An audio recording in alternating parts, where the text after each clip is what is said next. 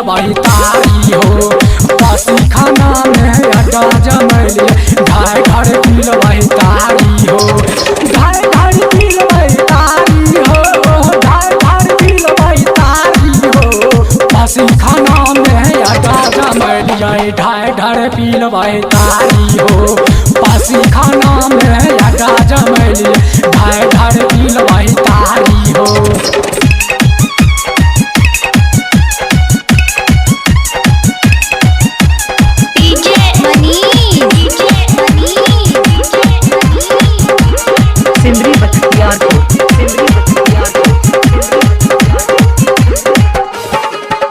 सोने लाल के कचरी मुरही सूरज के पकड़ी हो। सोने लाल के कचरी मुरही सूरज के पकड़ी हो। पूरन के छै घुगनी तैयारी, पूरन के छै घुगनी तैयारी। रामचंद्र के थाली हो। पसी खाना में अड्डा जमैली ढाई ढार पीलबही तारी हो। पसी खाना में अड्डा जमैली ढाई ढार पीलबही तारी हो। ढाई ढार पीलबही तारी हो, ढाई ढार पीलबही तारी हो। पसी खाना में अड्डा जमैली ढाई ढार पीलबही तारी हो। पसी खाना में अड्डा जमैली ढाई ढार पीलबही तारी हो।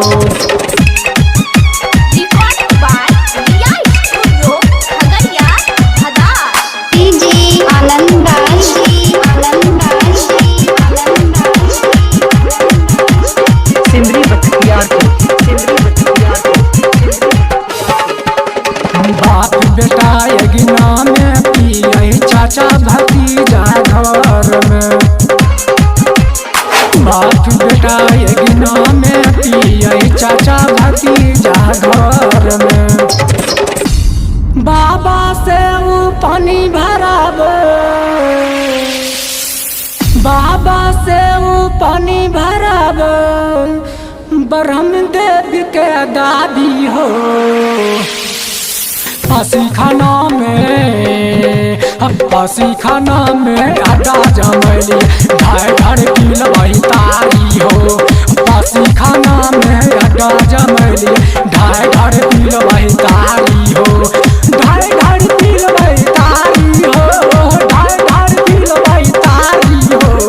पसी खाना में अड्डा जमैली ढाई ढार पीलबही तारी हो।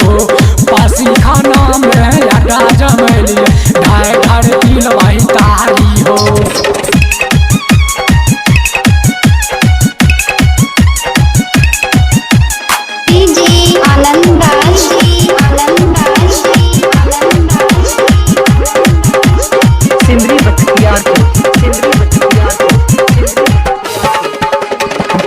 पिए कर जब एक लोटा के आगू में घुगनी मुरही। पिए कर जब एक लोटा के आगू में घुगनी मुरही। मस्ती में वो ताली बजाबे, मस्ती में वो ताली बजाबे। सबके पर है गाली हो।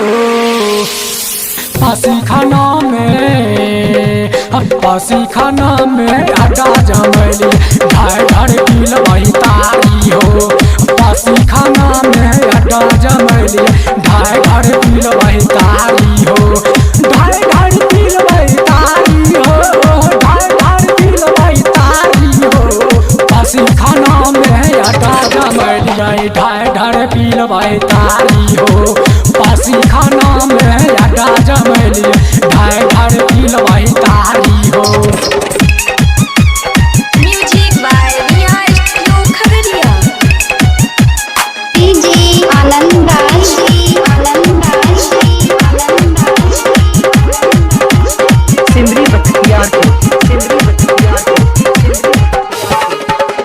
राम विलास ई गाना बनैल कई संगीत के फरमाइशी हो। गाना बनैल कहीं संगीत के फरमाइशी हो। दिनेश के कुछ नहीं मालूम, दिनेश के कुछ नहीं मालूम, प्रमोद के जानकारी हो। पासी खाना में अड्डा जमैली ढाई ढाई पील वही तारी हो। पासी खाना में अड्डा जमैली ढाई ढाई पील वही तारी हो। ढाई ढाई पील वही तारी हो, ढाई ढाई पील वही तारी हो। पासी खाना में अड्डा जमैली ढाई ढाई पील वही तारी हो। पासी खाना में अड्डा जमैली